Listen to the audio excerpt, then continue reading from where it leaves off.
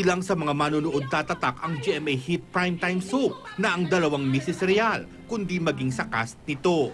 Ayon kay Dingdong Dantes, marami raw siyang natutuhan sa ginampanan niyang karakter na si Anthony Real. Gayon din daw ang kanyang co-stars na sina Lavi Poe at Connie Reyes. Siyempre, yung walang never-ending sampalan, di ba? Pero more to it, siguro yung mga umpisa, yung mga happy moments. Kasi siyempre, yun yung panahon kung saan puro pagmamahal pa, di ba? Pagsampal sa akin ni Miss Celeste Legaspi, yung mga eksena namin ni Miss Maricel Soriano, lahat. A lot din with Ding Dong. May slapping Dingdong Dantes.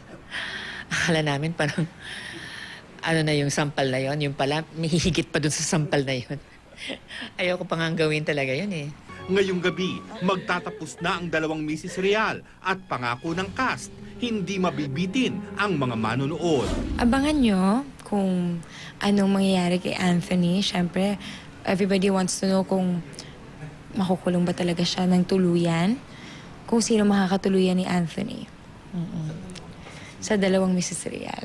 Ito namang story namin, in a way, nakabase rin sa totoong kaganapan. So, makikita nila realistically how a story like this can be resolved. Na it's possible.